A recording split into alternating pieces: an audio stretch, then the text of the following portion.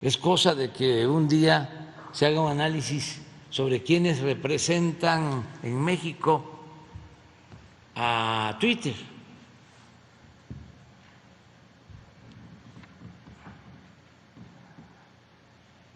Y es muy probable, es hipotético, de que sean gente vinculada al conservadurismo.